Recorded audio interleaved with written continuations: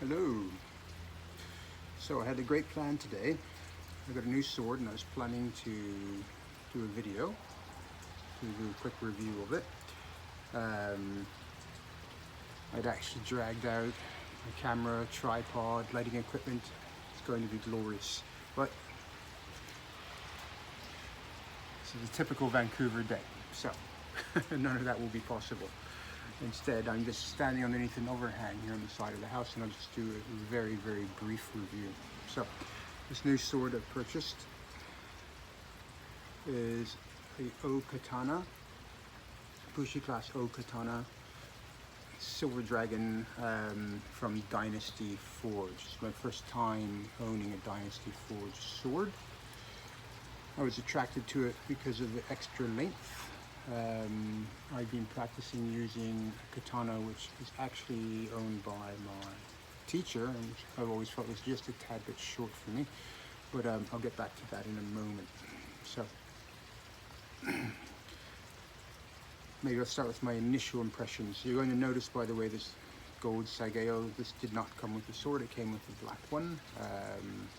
I preferred using this one because it's a little bit longer, so that's the first thing I did once I received it, was to change it.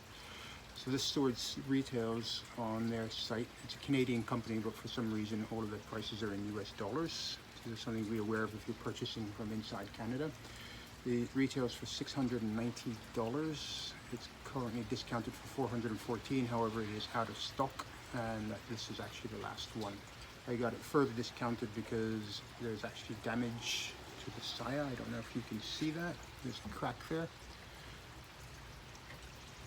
I'm not too concerned about it because, you know, saya cracking is quite common, and if you practice EI, then generally you'll learn how to actually repair it. So I will do what's called a sendan maki wrap using rattan. I have another sword where I've done that now, and I'll show that to you.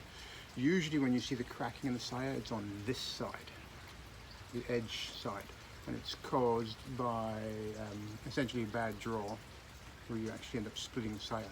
This one is on the back of the blade, so it's a little unusual, and it does not appear to be caused by drawing, so I'm going to conclude that either it was a poor fit, the habaki being too large, or perhaps the saya actually shrank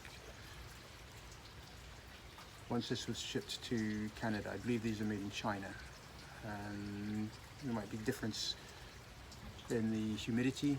It might have resulted in some change in the texture of the wood. In any event, it's a simple split, doesn't go too far, about to there, so once I put a wrap on that to reinforce it, it should be perfectly fine. So my initial thoughts. I don't really like the feel of the tsuka ito, so usually it's done well, but just because it's new, it's a little bit flatter. And this one, the way it's wrapped, it's a little uneven in places, which isn't too bad. It's not bad, but it just almost comes to a point where they've done each of the wraps, just to compare it with my iaito. I don't know if you can see this very well. You can see here how the tsuka, it's almost like saw teeth, if you look at it from that example, and you really do feel it in the hand. Now I'll hope that in time that will, with use, maybe they'll compress, but then also I'm not sure if it's tightly bound enough. We'll see. Time will tell. I notice there are two pins holding it in place. The first Mikugi is actually bamboo, but this one here looks to me like it's made out of plastic, a second one. The same, the ray skin, again, here.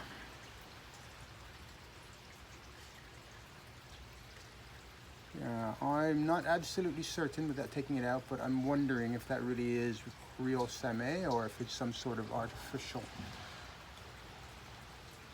simulated same. It could be real, or maybe not. Unfortunately, it doesn't tell me on the website when I look at the specifications that they've given. In any event, it does the job.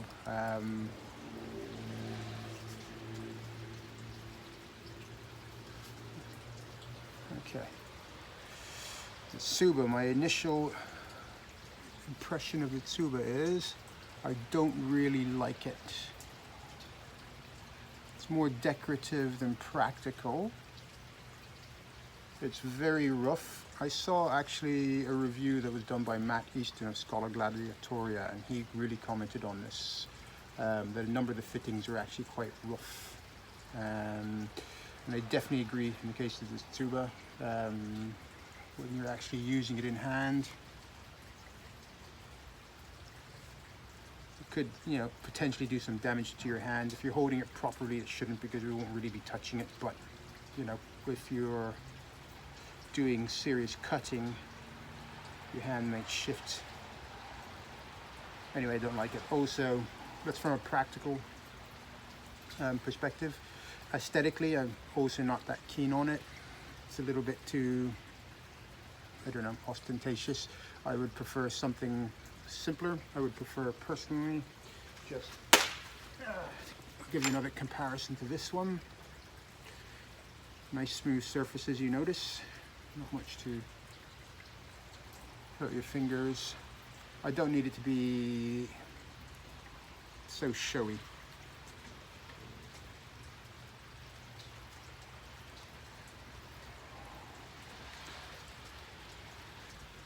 Okay, so very tight as you would expect for a new sword. First thing I notice, it does feel very heavy in the hand. That is probably in part because of the extra length, right, giving extra weight. Also, it is steel. So with iaito, mostly when we're practicing, we're training with what's called an iaito, the other sword that I was holding. Those are not normally made from steel. They're usually made from an alloy of zinc and aluminium.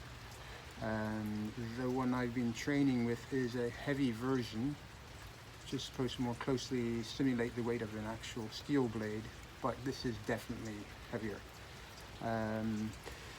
It is longer than the katana that I usually use. According to the website, it is a 32-inch blade. They would usually measure from here. So we added maybe another extra inch to that. Call it 33. I have a couple of other swords here for comparison.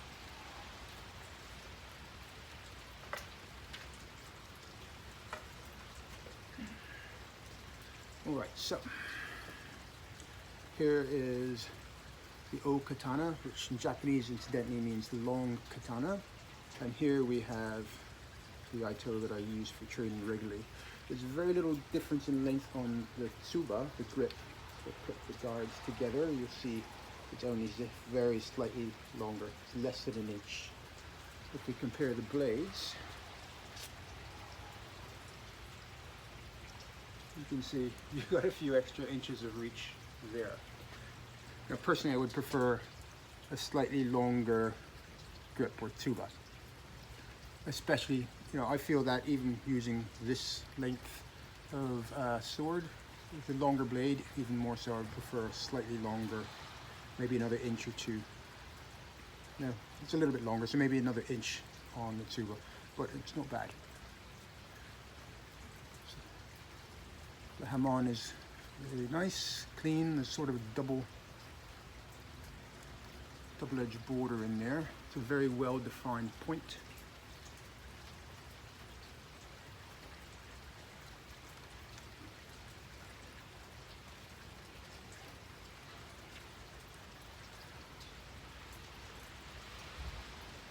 It's sharp, it doesn't feel razor sharp.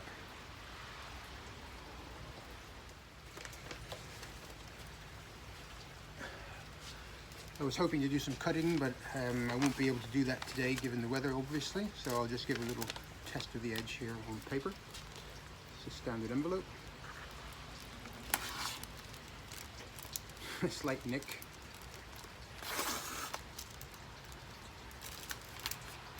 So far, not too impressive.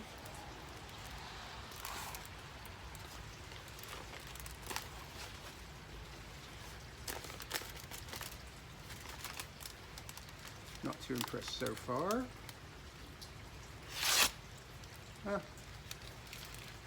I do a more direct, a little bit more aggressive cut, but if I'm just cutting lightly, you can see it's not really what I call razor sharp. With a little more pressure, it does make a good clean cut. I'll try something a little firmer, some cardboard. Okay, so there, because there's more resistance from the card than there would be from paper, it pretty much slices in more cleanly. We'll try a bit of paper again. Again, slight nick, but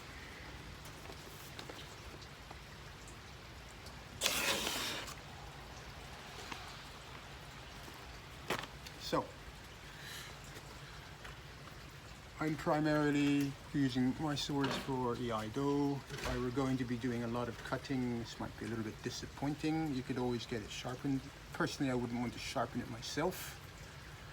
I have sharpened swords, but although I can make them a lot sharper, unfortunately, I'm usually damaging the finish. So I would, if I wanted to get it sharpened, take it to an expert and have them do it, which would cost more money. So, not necessarily a problem given how little I got this blade for.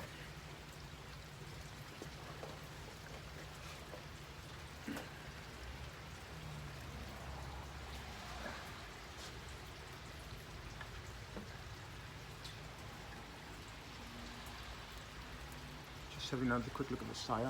Notice, I don't know, can't remember what this part is called in Japanese. Many saya are just, you know, left as plain wood and uncovered at the end. This is a little bit nicer, I think. It's a good feature, and I'll tell you why. This is a saya from the iaito I'm using, and unfortunately I wrapped the end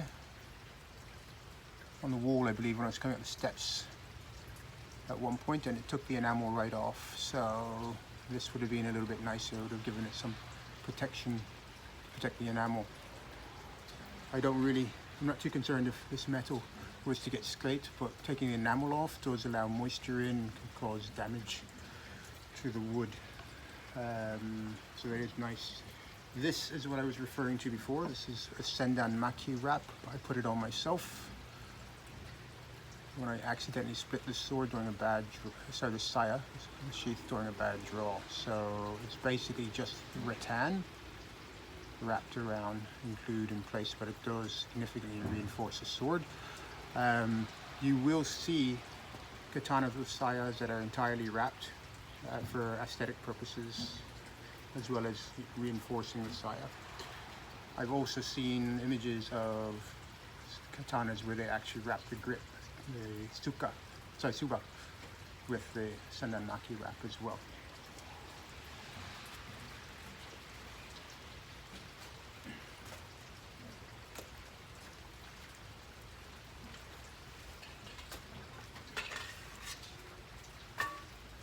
Okay, so I did say this is called an O-katana in Japan, which means a long katana. It is quite a bit longer than your typical katana.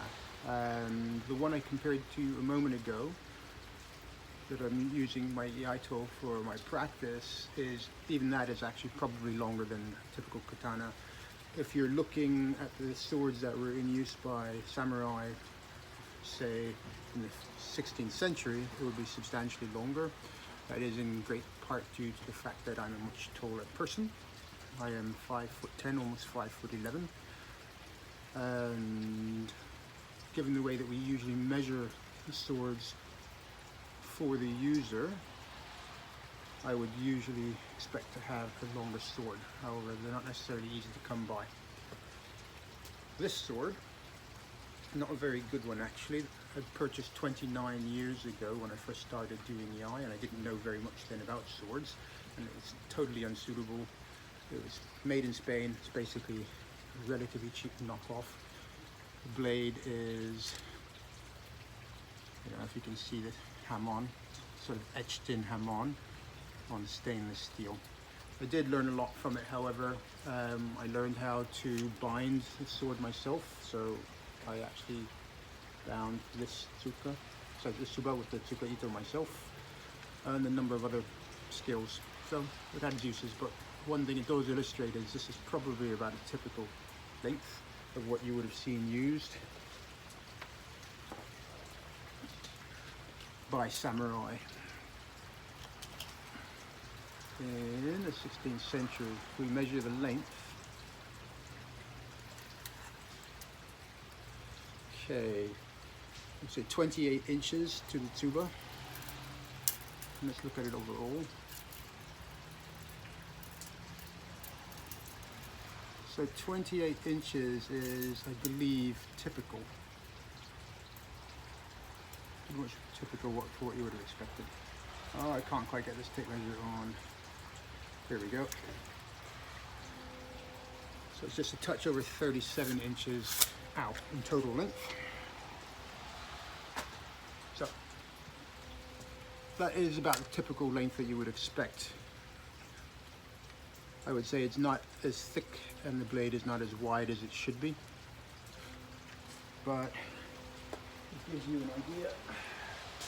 So again, this is compared to the iaito that I'm using for my training. You see, even the iaito blade, trying to make myself shorter, is quite a bit longer, and the grip is sort of quite a bit longer. So that is ridiculously small for somebody my size. Or to use it as a weapon, it would only be used probably as a one-handed weapon.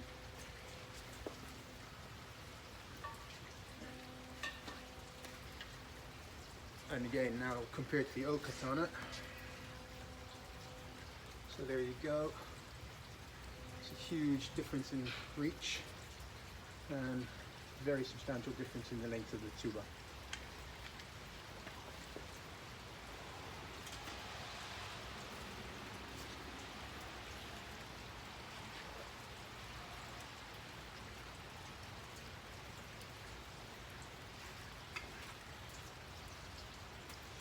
Now, it feels like it will be very long on the draw. I'm just going to try and do a few. Let's change our angle here.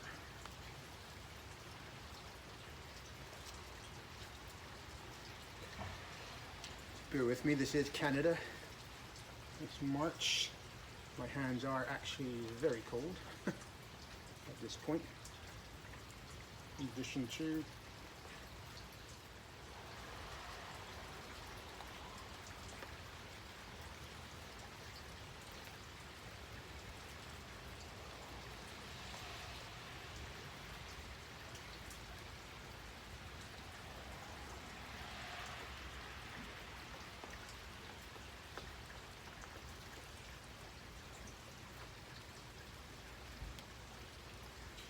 this would be so much easier if I could feel my fingertips.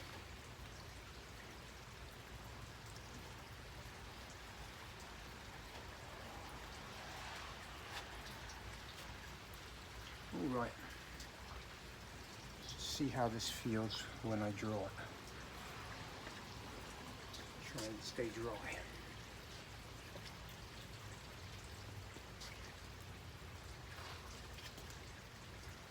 So, I can draw it. It's definitely very weighty.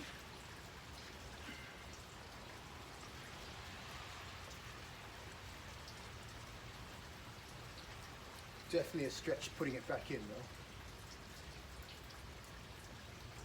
So I really have to reach. It's a very different sort of feel.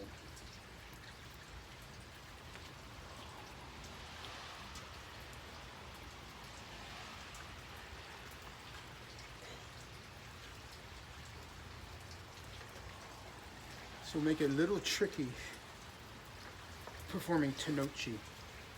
It's a special technique that's used in Japanese swordsmanship when you're drawing the sword, which delivers force, if you will, on the draw. It's not really powered from your arm, it's powered from your hand. I'm not going to go into how, but For anybody who practices the eye, you know what I'm talking about.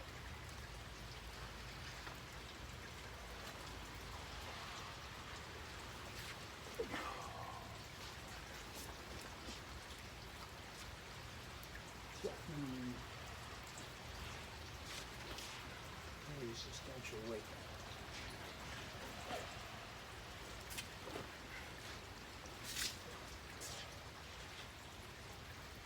Oh. All right, this is exactly what I was talking about. I don't know if you can see my hand. You'll notice how red it's become. I'm quite sore, there's some indentations. This wrap is very painful. Again, I would hope that in time the points will flatten down, but at the moment it feels like I'm grabbing saw teeth. It's one thing when you're just holding it, but when you're swinging it, yeah, it's quite painful. I'll need to hopefully build up some calluses on my hand. Alright, so I'm inside now. It's warmer. My hands have recovered. And I had my hot chocolate. I'll just take one last look to compare blades. So I've lined up the blades. Got the Tsubas all pretty much in line with one another. And you could get the idea. Okay, so again, here we have the O-katana from Dynasty Forge. This blade is 28 inches and 32 inches is what is said by Dynasty Forge. I'm going to measure it myself. Okay, paper cutting test continued.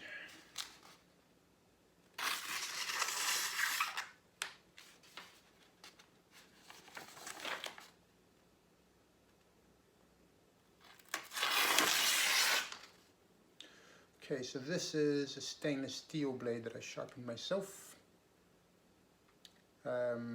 It's had quite a bit of cutting done with it since then, and so it is nowhere near as sharp as it was before, but anyway, you can see with this heavier grade of paper, it does pretty much slice cleanly through. So, now we're going to compare the Dynasty Forge O-katana.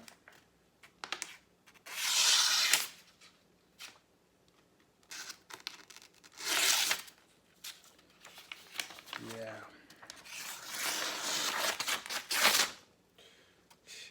It does cut, it's just not as clean and requires a little bit more careful. Okay.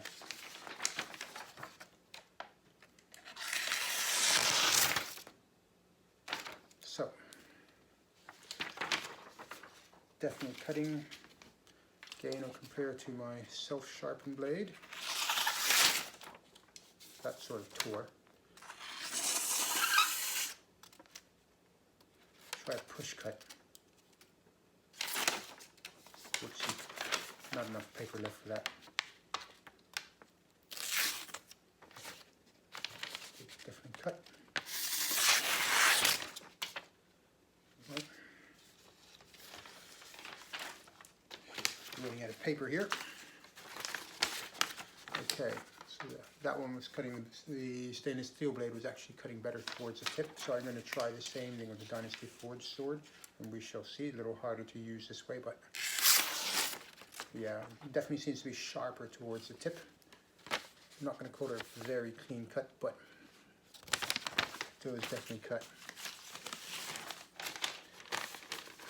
But could certainly be a lot sharper. This is a much lighter grade of paper, so this is going to be more difficult, but let's try.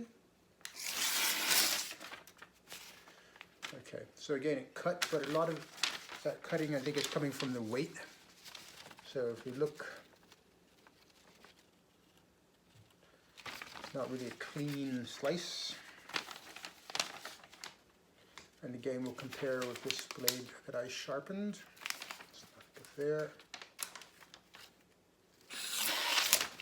Whoopsie. Sorry.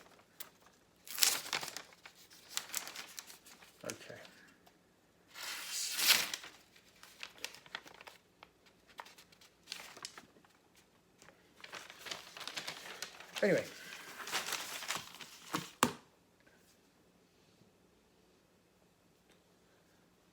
Could be a lot sharper. So one more point I want to show, that is the saya. Okay, so this is the iaito that I use for my training. I'm just going to show you when I slide it in to the saya. Right, it's a nice smooth slide all the way in. The saya is perfectly fitted for this sword. Now, just for the sake of comparison, here we have the Dynasty Forge O-katana. I just want to show you again. Same thing. I'm going to place the tip in. Now, watch what happens when I slide it in. It's going to go at normal speed.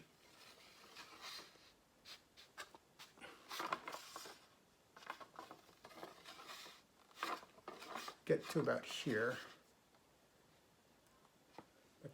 I'm giving it a good shake. You notice it's not sliding in, so definitely when I get to about here, there's some real resistance. I have to push it in even before. Yeah, this saya is not very well fitted to this blade. I'm going to guess they're mass produced. They're probably knocking out many of these, and they're not actually fitted for the specific sword they're using. I would imagine there will be small differences from one blade to another. Something else I notice here. In the kurigata, there's these small little brass, I think they are. I could be wrong. I'm not sure what these metal fittings are. Rather roughly made. They're meant to fit in on either side. Probably just to help protect the wood, but they keep popping out very easily. I may just remove them completely. They're not really doing anything. Yeah, anyway, that's just another point I wanted to make. For EI,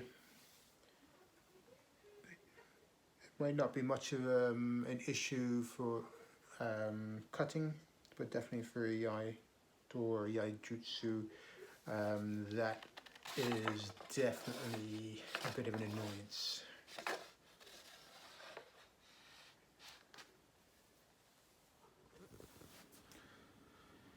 Alright, anyway, so I measured these blades just now, and what I found is the O-katana is actually a touch more than 32 inches, and that's if you measure it from the tip of the kisaki or the point all the way to the tsuba.